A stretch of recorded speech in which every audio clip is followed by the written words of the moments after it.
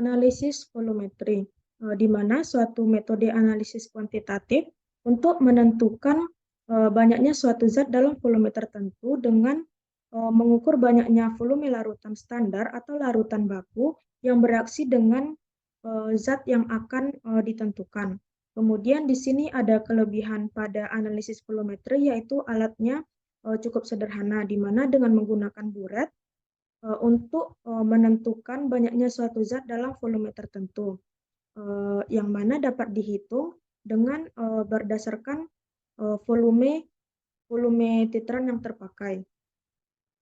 Kemudian cepat dan tidak menjemukan. Maksudnya di sini itu tidak memerlukan proses seperti pengeringan yang membutuhkan waktu yang cukup lama. Kemudian memiliki ketelitian yang tinggi. Untuk ketelitian pengukuran mampu mendapatkan hasil yang tepat. Pembacaan karena harus pembacaan pada skala buret ini harus dilakukan dengan tepat dan benar-benar harus diperhatikan agar mendapatkan hasil yang akurat.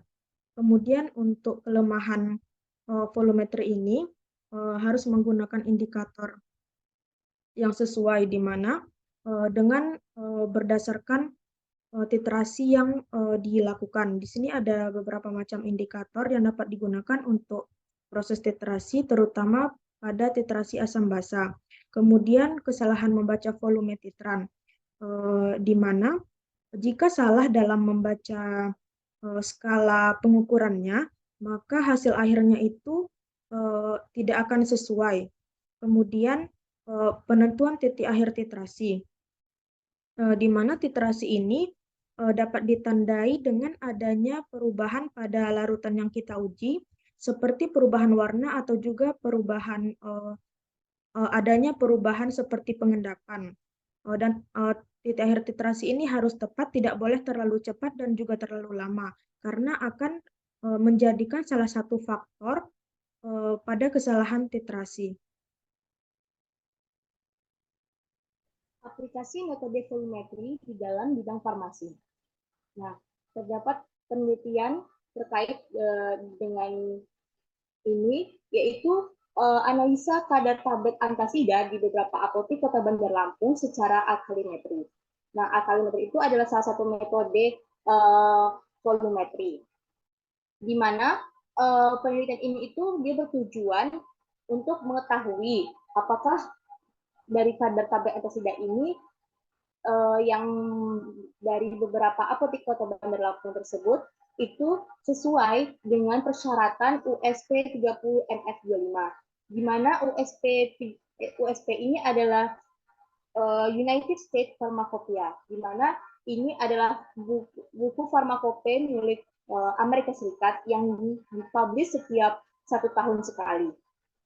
Di mana di dalam farmakope milik Amerika Serikat ini tertera bahwasanya kadar yang baik itu yaitu pada rentan 90% sampai dengan 110% dari jumlah yang tertera pada etiket. Dan penelitian ini itu juga dipersempit, hanya sampelnya itu diambil dari obat-obat generik, dan didapatkanlah 15 sampel obat antasida. Langkah-langkah untuk uji kuantitatif dengan metode alkalimetri pada penelitian ini, yaitu metode alkalimetri ini adalah metode di mana kita dapat mengetahui kadar dari senyawa basa dengan menggunakan titrasi asam basa. Dan langkah-langkahnya yaitu yang pertama dilakukan standarisasi natrium hidroksida 1N dengan kalium diftalat. Kemudian yang kedua dilakukan standarisasi asam klorida 1N dengan natrium karbonat anhidrat. Dan terakhir barulah diuji penetapan kadar dari antasida tersebut. Dan pelaksanaan pengujian penetapan kadar antasida yang menggunakan metode alkalimetri tersebut, yaitu bisa dilihat pada gambar, di mana ditimbang dan dijadikan tablet tersebut itu jadikan serbuk, dan ditimbang sebanyak 6 gram. Kemudian serbuk tersebut dimasukkan ke dalam tabung Erlenmeyer yang berukuran 250 ml. Kemudian ditambahkan 100 ml asam klorida 2N dan diaduk hingga tercampur rata dengan cara mekanis selama 30 menit.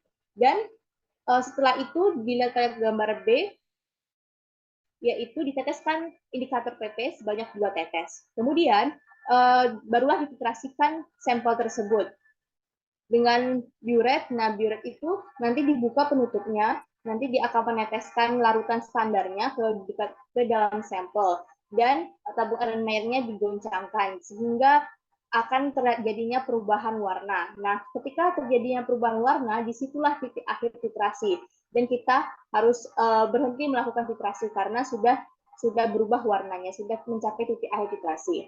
Dan barulah kita setelah berubah warnanya itu dihitung kadar dari antasida tersebut. Selanjutnya untuk perhitungan kadar antasida itu bisa dilihat dari rumus berikut. Pertama itu perhitungan standarisasi untuk NaOH-nya dulu, pembakuannya, kemudian baru dihitunglah penetapan kadarnya memakai rumus tersebut dan dianalisis persennya. Kemudian hasil yang ditimbulkan atau hasil dari penelitian ini yaitu bahwasanya ke-15 sampel tersebut itu memenuhi persyaratan USP, di mana untuk kadarnya itu tidak kurang dari 90% dan tidak lebih dari 110%. Dan dapat ditarik kesimpulan bahwasanya obat-obat yang sampel-sampel tersebut itu aman digunakan karena sesuai dengan persyaratan USP dan dia itu sesuai dengan jumlah yang tertera pada etiket.